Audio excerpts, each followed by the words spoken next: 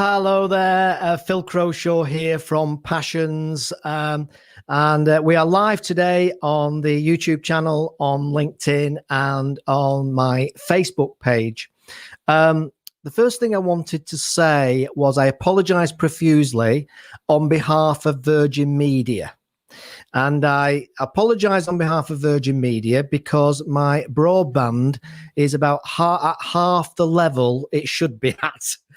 Now, key to live streaming, some of you may know this, but key to live streaming is the upstream megabyte level. And at the moment, I'm on 4 megabytes, and I should be at 12 megabytes. And at the moment, I'm not. So as a result, I have a feeling that this could be pixelated, but I'm going to carry on anyway. You've two choices in these things. You either go ahead no matter what, or alternatively, you cancel it. And I thought, you know what? I'm going to go ahead with it no matter what. And if it's absolute rubbish, when I play it back, when I look at it and it's really badly pixelated, I'll be the audio should be fine. Then I'll obviously remove it and re-record it another time.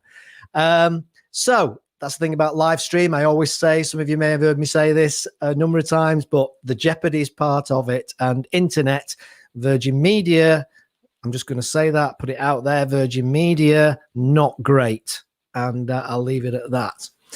Okay, so some of you may know, most of you probably won't know, that I've been on a journey over the last probably about 6 weeks now. It only started 6 weeks ago. I can't believe it.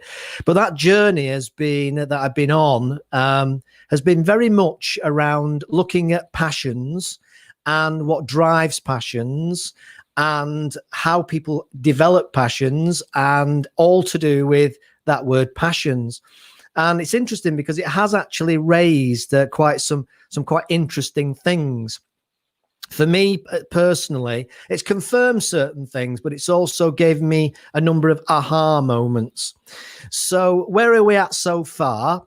Well, as I said, I'm just going to say quickly because I know can see people are coming in. If it's pixelated, I apologize. Virgin Media broadband has got a fault and it's rubbish. And I'll leave it at that. I'm looking into passions. I'm researching passions. And on the Passions YouTube channel, so far, we have 16 videos, interviews, and 1 or 2 other features. Coming soon, already recorded, we have another 8 interviews, some absolute crackers, I have to say. And then we have in the diary to record before the end of the year a further 27 in the diary. And this has just taught me so much. So today I thought I'd just go through some of the things that I've learned or discovered as a result of doing these interviews and finding out about people and their passions and what drives them and so on. And these are very top level. The first one I'm going to mention is that I'm always a great believer in, if you do interesting things happen. If you get out there and seen and heard in different ways, and obviously my business is very supportive of digital media, companies using digital media. If you get out there and you do things, then interesting things happen. So I'm going to say the very first thing that happened as a result of me starting to do this research and starting this channel was that a guy that I've known for many years, who I've worked with a number of times in the past, but we'd kind of lost touch a little bit, as happens, still connected on social media, but I moved back up to Manchester and he's down in Kent. And that's a guy by the name of Spencer Phillips, who I've mentioned a few times on this show. And Spencer Phillips has reached out to me and said, Phil, not spoke for a while. Really think it's really interesting what you're doing with Passions. It's really got my attention. And would you like a few guests? Now, Spencer Phillips is a great guy. I love him to bits, but he also has the little black book from heaven, actually. In fact, he's worked with many, many different people, and he's worked with some very high profile people. Hence, we are looking at some very interesting guests coming on to Passions interviews in the next few weeks. And as a result, Spencer reached out and said, I'd like to be involved in this. And can I get involved? Would you be open to the idea of getting involved and partnering and doing some interesting stuff together? And I absolutely said yes. So straight away, what I discovered from doing this channel and getting out there and being seen and heard was that a person who I think a lot of and who's been a mate for many years, who I'd kind of lost a bit of touch with, appeared, and now we're working together again. So straight away, that was something that happened. Just like to say a very hello to Marcus Boswell. Marcus, thanks for joining me today. I hope the internet's not playing up. I've had some problems with it today, as I said. Great to see you. Always insightful. We'll hold that thought, mate, until the end. And just whilst you're on, Marcus, I know I owe you a call back. You phoned me a few weeks ago, and I have to apologize and say I've not got around to phoning you back. And there's probably every few days I actually think I've not phoned Marcus back yet. So I didn't ignore you, and I haven't forgotten you, and I will give you a call back, and we'll have a chat and catch up, because it'd be great to have a catch up, as we always do. And we have some great chats, don't we? Put the world to rights and all that. And since I last spoke to you, my God, how the world looks different now than ever before. Okay, so I'm just going to go through a few learning things. As I said, meeting Spencer Phillips again was one of probably the top things, and now we're working together on a number of different projects. The second is that what I found is that passions are often wide-ranging and not singular.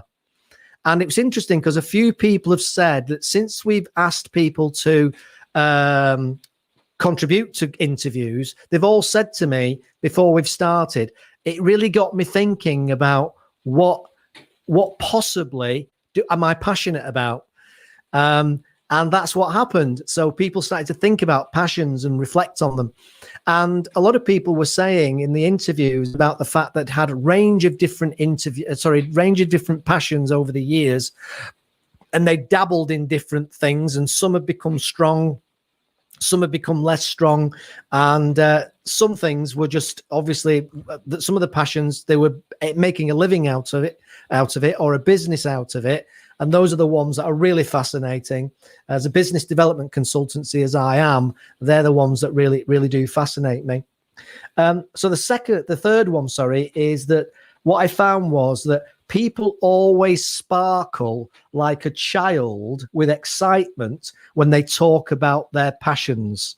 I mean, that's absolutely unbelievable. How people sparkle. You know, you do the interview and they're like a child.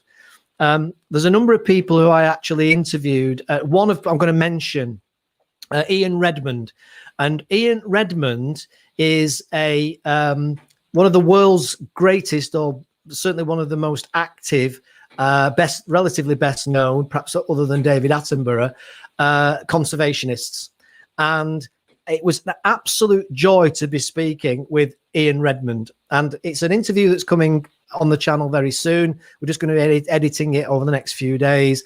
But he just came alive. He was talking about gorillas and elephants and bears. And he just it was just like he just suddenly exploded with life and vibrancy like a child. And this is what happens when people are talking about their passions. They really do come alive. And it's very exciting and very satisfying to see people when they get into that passionate zone of talking about their passions and what makes them tick. I'm just going to read out a couple of things here. Andy Gilbert. Andy, hi, Andy. Great to see you. Not talked for a while. Well overdue a catch up. And Andy says there he's by fluke. He stumbled across the broadcasting on passion. And he said, have you ever discovered another business that has a passion statement?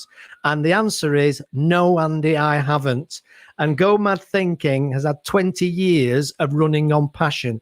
And I know this is absolutely true because I've worked for Andy. I've worked for Andy and I've worked at Go Mad.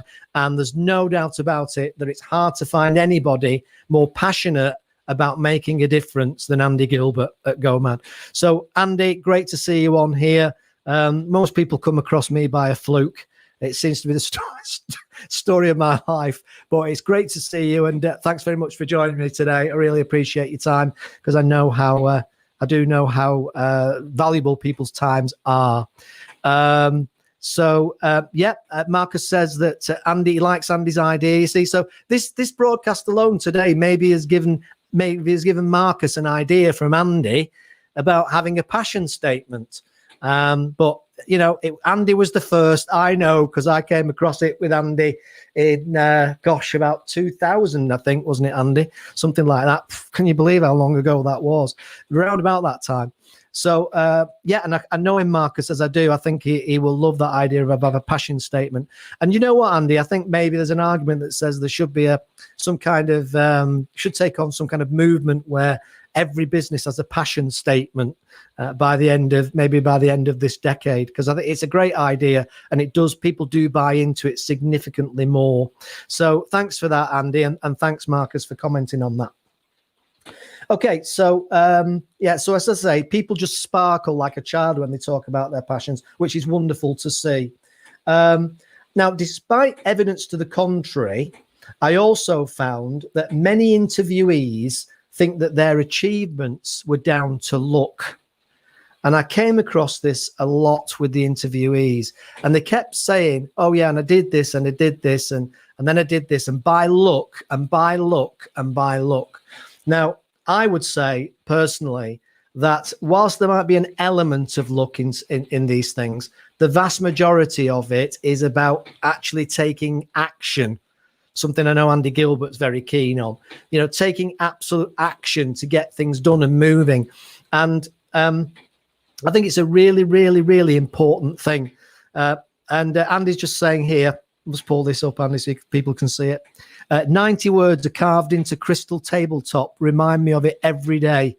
And it's true. I've seen it, so I know it's true, which is absolutely mega. So luck has a part to play, but the vast majority of the time, it's the decisions that you're making and how you're reacting to those decisions that make the biggest difference in terms of achieving passions and making them into businesses and making them into careers.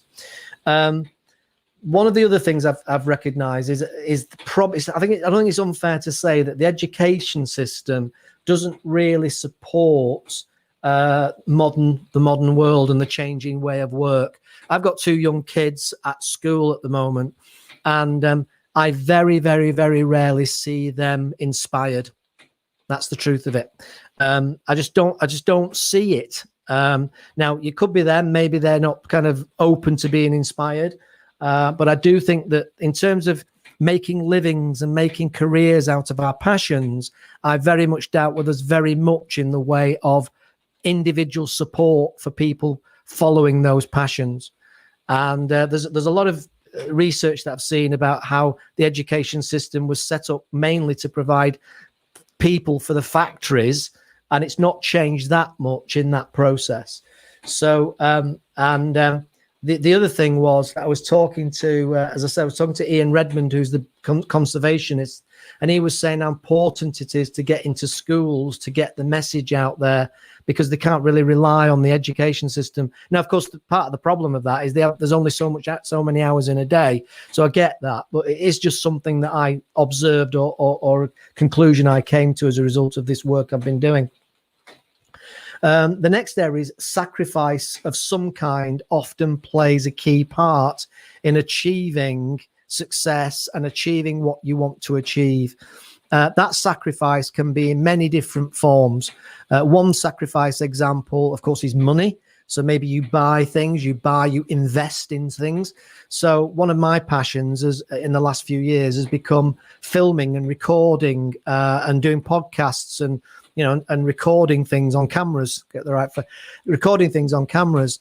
And in order to learn that, I needed to invest quite a bit of money in the cameras in order to learn how to use them, including the mixing desks and the microphones and everything else, and then put the time in to actually learn how to use these things. Now, this has helped me because as an individual, I've been able to develop a number of channels now and a number of clients off the back of this, helping them to grow their own podcasts, do their own podcasts, use video in their businesses. And I've only been able to do that by investing money and time in the equipment and the knowledge on how to do it. Now, I'm not an expert in it. You know, a Hollywood movie is not coming out from me anytime soon, but that's what I did. And of course, I wasn't just sacrificing money, I was sacrificing time as well, if you think about it, in order to learn it. And there's no excuse for not learning things if you want to do it, because the internet creates an amazing abundance of audio, video, text, you name it, content, which will help you learn just about anything you can ever conceive or imagine.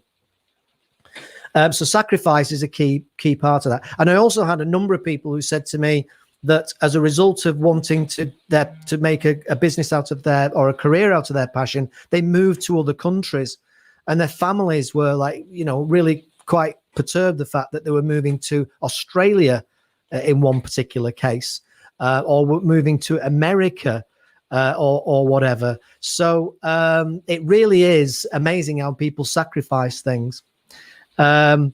Thanks, Andy. Great to have you on, mate. I will catch up with you. And this has been a great vehicle for reminding me that we've not spoken for a while. So, Andy Gilbert, thanks very much. I'll give you a call before Christmas, my friend. Thank you. Okay, so, so sacrifice is a key part. The next thing that I realized was that making a living from a passion leads to greater fulfillment in life.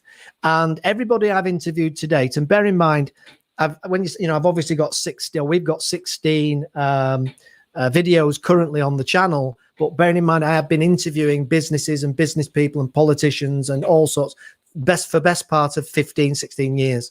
So I've interviewed a lot of passionate people, as well as the ones that are currently on the platform. And I'll be showing you some clips of those actually in the coming months. So you'll be able to see some of those, some with quite high profile, well-known people who, again, have been passionate about what they were doing. And so one of the things you see, or I see when I see these people and I speak to these people and I interview these people, they often have a greater fulfillment in life. Now, I know that's a big statement, and it might be more appropriate to say a greater fulfillment in their working life is perhaps more appropriate. But there's no doubt about it that if you can make a career or a business out of a passion, you will feel more fulfilled in your life. Obviously, that's my view. That's my experience. Other people may disagree, but that's certainly been my conclusions as a result of interviewing all these hundreds of, I think I'm coming up to 600.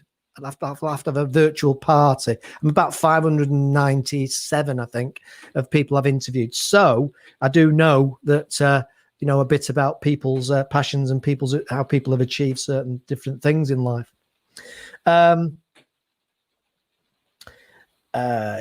People's passions sometimes waver when the going gets tough. It affects their momentum. So one good example of it, I think, is when people start businesses about their passion.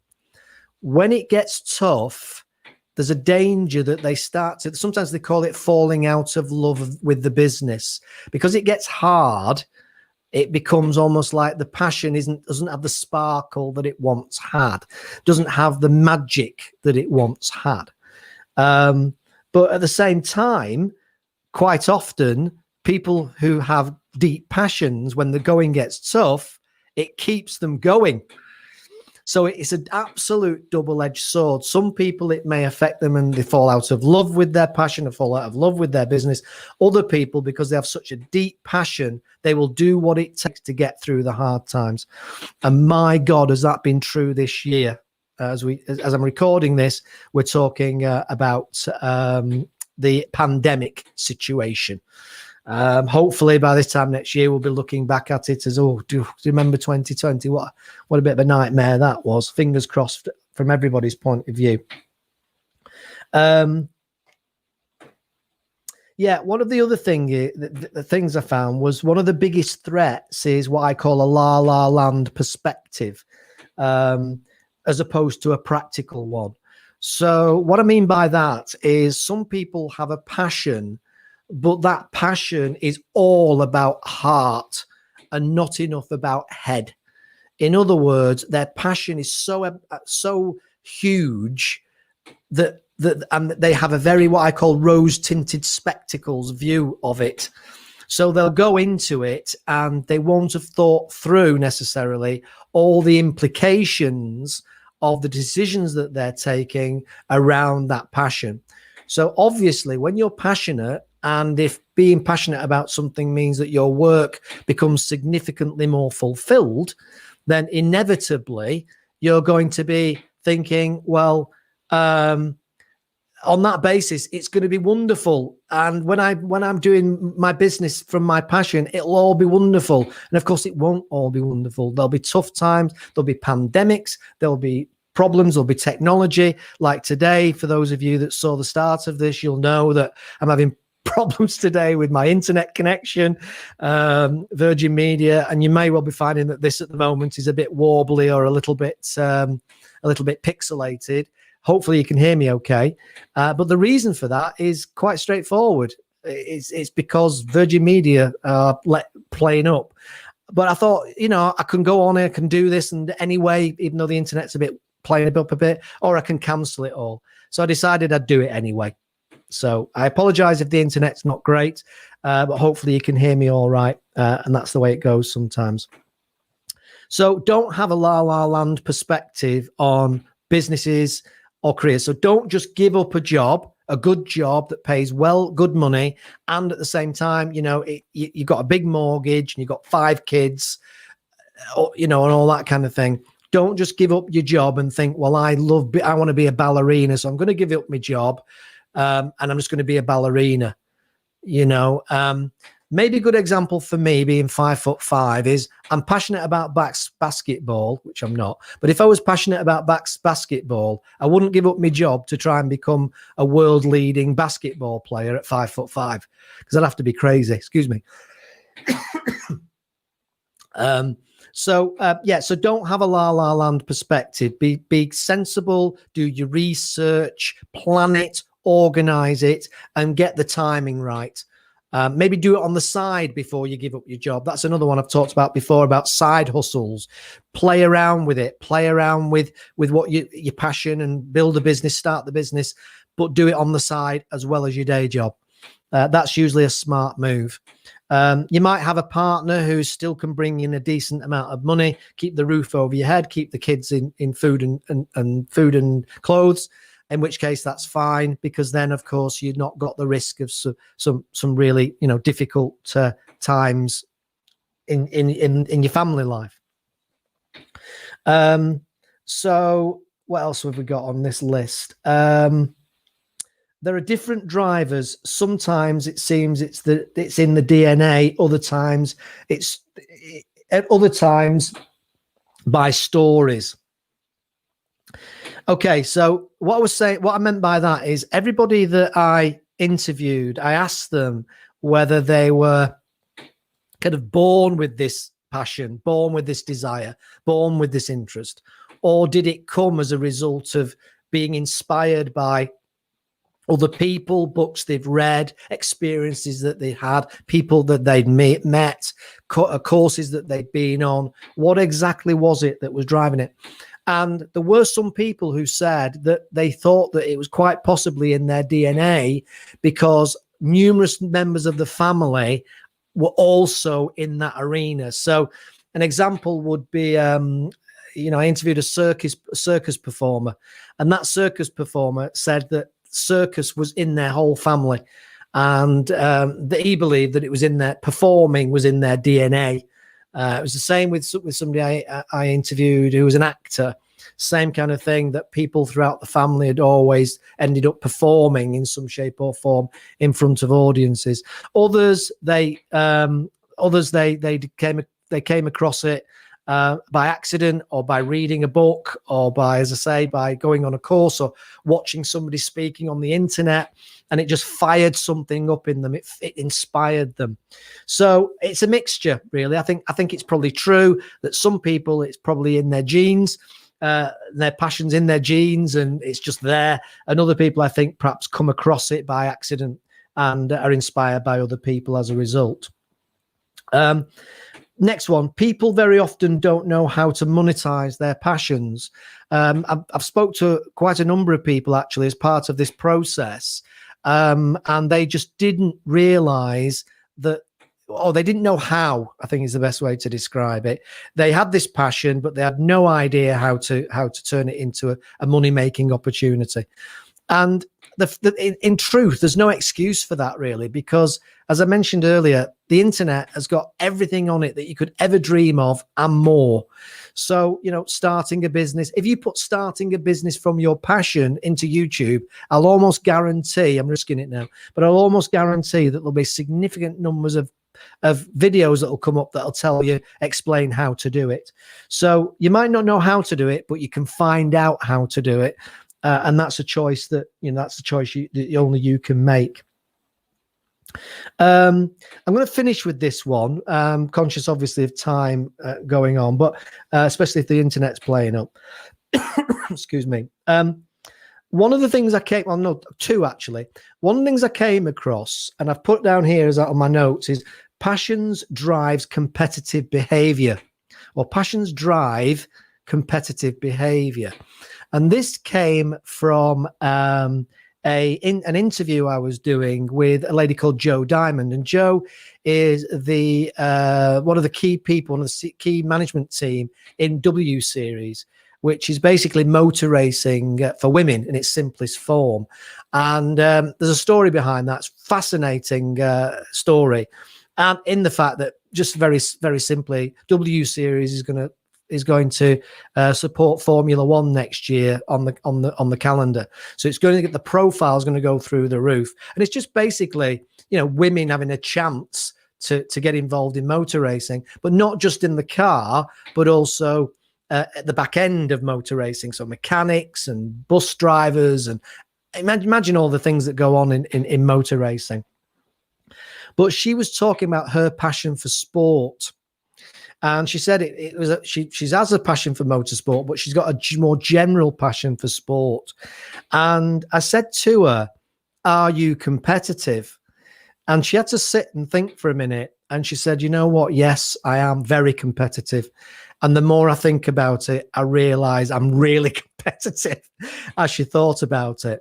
And what we kind of concluded was her passion for sport is part of the reason she's competitive. Which I thought was really interesting, a really interesting concept. So, yeah, so, you know, it's quite possible that the passion that you've got drives the competitive nature. And that's, of course, the same in business. If you think about it, you have to be competitive in business. A lot of people, I find, start businesses and, again, the heart rules the head. But you have to be competitive.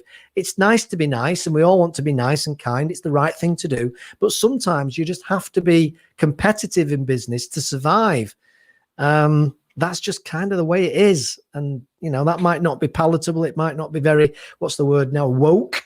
But I just believe that to be true from my experiences, certainly in my business life. Okay, so the final one I'm going to cover, I had more, but I'll call it a day at 30 minutes. The final one I had was a realization when a lady called Rupinder Ashworth, who I interviewed recently, and her interview will be on the channel, the YouTube Passions channel soon. And Rupinder was talking about how she'd been reflecting on her passion as a result of knowing that we'd be doing the interview. And she said she realized that actually, rather than her passion being a thing, her passion was a mindset. Now, this took me off in a different direction of considering this whole area, because when you think of passions, you usually think of, you know, making a living out of that passion, or starting a business and making a successful business out of that passion, or, you know, or whatever it might be. But she said that her passion wasn't a thing. It was a mindset, and she was very passionate about anything that she set her mind to became a passion in its own right to get it done and do it well. And that's the first time that I'd come across that concept. That's the first time I'd come across that idea of it being a mindset, not a thing. So that's about it for today. Hopefully you've got something out of that. As I say, for those of you that have joined, I do apologize if the internet's been poor. It's been playing up all day, but hopefully I'll know when I play it back. Hopefully it's at least you've been able to hear me at least. And if you can't see me, you could say that that's been a blessing in disguise, to be fair. Obviously, some great contributions from Marcus Boswell and Andy Gilbert, and really appreciate any kind of feedback. And and the question is always the same: what's your passion, and what drives you? And are you making a living out of your passion? Are you? Do you have a career from your passion? And if you do, then make the most of it. And if you don't, then try and figure it out, because you will be more fulfilled. So. Thank you very much for. So there's an individual here that said, I don't know who this is. It's a LinkedIn user. They said, really, really insightful. Thank you. So LinkedIn user, thank you very much indeed for joining me today. It's a Friday and everybody's winding down. So I appreciate any kind of comments that people have got. And hopefully it's been useful and think about inspiration, about achievement, and at the moment, I think in 2020, a lot of business and career is about survival, isn't it? It really is survival. I think it's like survival in the jungle, as I mentioned, one of my interviewees, Ian Redmond. Sorry, Ian Redmond was talking about survival in the jungle, and business is very similar, and careers now are very similar. So I'll call it a day. Thank you very much indeed for joining me. If you want to find out more and watch any of our interviews, you'll find them on, if you search YouTube Passions Channel, you will find that. I'm on LinkedIn, Philip Croshaw. You can link with me there. We have a podcast version as well on Anchor, which I can give people if they're interested. So that's it. I very much hope you have a great weekend. I hope the broadband and the rain on the roof, which was coming down quite a pace not too long ago. I hope it's been useful and got you thinking and got you maybe inspired to find out more about passions. So I'll leave it at that. Thanks for joining me. Thanks for your patience. And I will catch you again very soon on one of the Passions channels or social media accounts. Bye for now.